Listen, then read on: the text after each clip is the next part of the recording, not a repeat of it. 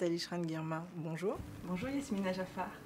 On vous reçoit aujourd'hui parce que vous animez une chronique dans Midi en France, l'émission qui était présentée par Laurent Boyer jusqu'en juin dernier et maintenant reprise par Vincent Ferniaud.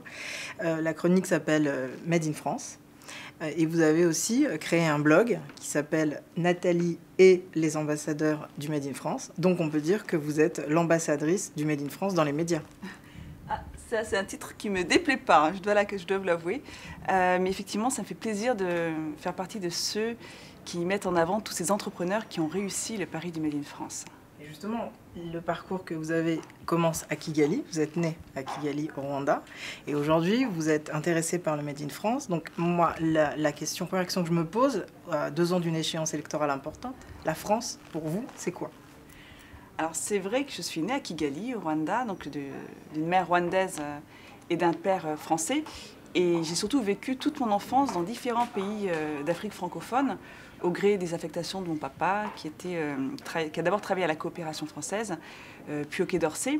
Alors on vivait vraiment dans la communauté française. Alors, je dois dire qu'on avait une sorte de point de vue extérieur de la France. Ouais. Donc finalement, on en était nostalgique de cette France. On était tout le temps sur RFI, à écouter Radio France Internationale. Et sans se rendre compte, eh bien, quand on est à l'étranger, eh bien, on devient les premiers défenseurs de la France. Donc, cet amour de la France vous a poussé à monter ce blog. Mais finalement, vraiment, quelles ont été les ambitions? Alors, en fait, on s'est rendu compte avec les producteurs de l'émission Midi en France sur France 3, Stéphane Gâteau et Jérôme Revon, qu'il y avait une tendance dans l'air et on sentait que ce Made in France allait arriver. Et j'avais envie de l'incarner. Et donc, on s'est dit que c'était vraiment l'occasion, parce que c'était une sorte de contre-pied de la morosité ambiante, de montrer à quel point la France, elle est dynamique, il y a des richesses diverses, voilà, et on va les mettre en avant. Il faut croire en ce Made in France. Et voilà, c'est de là qu'est venue cette idée d'installer ce rendez-vous depuis maintenant effectivement 3 ans sur le Made in France, les entrepreneurs, les petites PME, les grandes entreprises, donc aussi bien l'artisanat que l'innovation, enfin que les entreprises innovantes, on va dire dans les industries de pointe. D'accord. Et pour la petite boutade, vous êtes habillée en Made in France? Je suis habillée en Made in France. Oui, c'est en Made in Normandie. C'est une entreprise qui est dans le Cotentin. Alors j'essaye de plus en plus de m'habiller en Made in France parce que c'est vrai que c'est des produits de qualité. Ça, on doit le reconnaître. On a la chance d'être dans un pays de savoir-faire, d'exception. Un pays qui propose des produits de grande qualité. Et la qualité, parfois, ça a un coût. C'est ça le problème des produits français, peut-être par rapport à d'autres produits qui viennent notamment d'Asie. Mais c'est vrai que je suis assez fière d'essayer d'être une vraie ambassadrice du Made in France. Donc dès que je peux, je le fais. Et là, je vois qu'il y a des rayures sur votre vêtement. Donc, on a vu qu'Arnaud Montebourg avait lui aussi coopté la rayure de Jean-Paul Gaultier. Donc, maintenant, c'est Nathalie Schran-Guirma qui est l'ambassadrice de la rayure. Donc, du coup, qu'est-ce que vous pouvez dire aujourd'hui de l'action d'Arnaud Montebourg, excusez-moi, à l'époque où on a parlé beaucoup du Made in France? Oui, à une époque où c'est vrai certains l'ont un peu raillé, ont un peu ricané de cette une avec son robot ménager. Voilà. Moi, je pense que, après la méthode, elle est ce qu'elle est, on peut en discuter, mais je pense que le plus important, c'est qu'on parle de Made in France. Et une chose est sûre, moi j'ai le sentiment qu'il y a qu'il y a un concept qui existe désormais dans la tête des Français. Ils ont conscience de la qualité des produits français.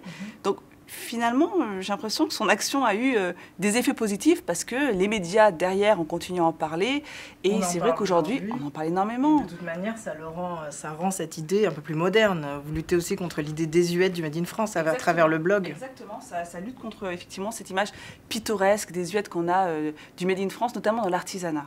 Alors c'est vrai que on aime bien, notamment dans pas mal de magazines, mettre en avant le petit potier, le petit vanille. Il faut en parler, ça fait partie de la culture française, mais c'est une vision qui n'est que partielle de ce qu'est vraiment l'artisanat, car aujourd'hui, c'est beaucoup plus dense. Voilà, il y a des jeunes aussi qui reprennent des entreprises, et surtout, les artisans sont tellement, on va dire, ils croulent sous les commandes pour certains d'entre eux.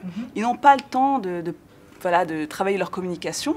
Moi, il y a une chose qui m'a marquée avec l'émission Midi en France sur France 3, c'est que je me suis rendu compte que dans certains villages très reculés, eh bien, on tombait sur des entrepreneurs, enfin des artisans, notamment dans l'ébénisterie ou dans des spécialistes, des maîtres verriers, qui travaillaient donc pour des commandes uniquement pour les plus grands de ce monde, quoi. Je me rappelle en Bretagne avoir rencontré un ébéniste qui travaillait pour la famille royale de Thaïlande, pour l'émir du Qatar. Et ça, on ne le sait pas. Parce qu'en plus, ils font souvent appel à des designers. Oui. Donc, pour essayer d'être constamment connectés au monde, quoi. Aux tendances, voilà. Exactement, pour être constamment dans l'air du temps. Et ça, c'est quelque chose qui m'a épatée. Et j'avais vraiment envie de le mettre en avant. Et juste un autre exemple, dans le nord de la France, pareil, j'ai rencontré un maître verrier. Et au fil de la conversation, je me rends compte qu'il est en train de réaliser une œuvre pour Bill Gates. D'accord. Mais ils n'en parlent pas. C'est ça. Et donc, moi, ça me frustre parce que, oui, de me dire que. Oui, à des community managers. Oui, mais parce qu'ils n'ont pas le temps. Oui. Et certains ont. Voilà, on parle souvent des entreprises du CAC 40. Il y a aussi les petites PME de la France. D'accord. Donc, longue vie au blog. Il y a énormément beaucoup de choses à dire dans Nathalie et les ambassadeurs du Made in France. Le blog, pour moi, c'est génial parce que dans Midi en France, j'ai une chronique consacrée au Made in France. Mais.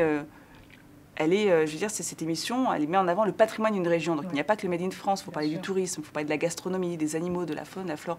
Donc, c'est vrai que je n'ai pas le temps de le développer comme je le voudrais. Et avec ce blog, je peux réaliser des interviews. Voilà. Par exemple, je suis allée rencontrer Serge Nicole, qui est le président des ateliers des métiers d'art de France. Je peux réaliser une belle interview. Je peux prendre le temps de creuser mon sillon sur le Made in France. Et ce blog-là, il est parfait pour ça. C'est très bien.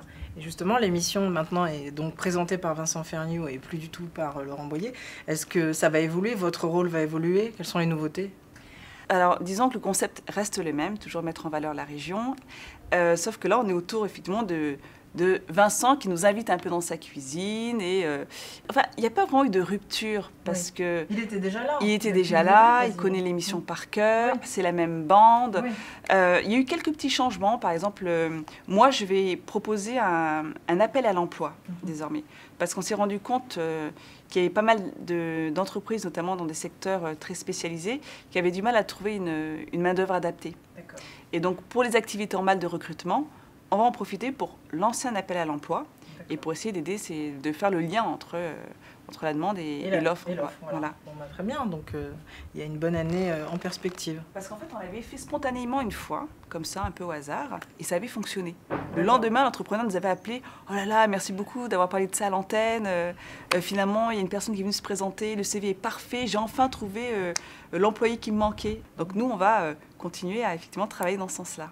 C'est parfait. Je vous remercie beaucoup, Nathalie Schrein-Guermois, d'avoir accepté notre invitation. Et on souhaite en effet longue vie à ce blog qui parle du Made in France. Merci beaucoup. Merci. Au revoir.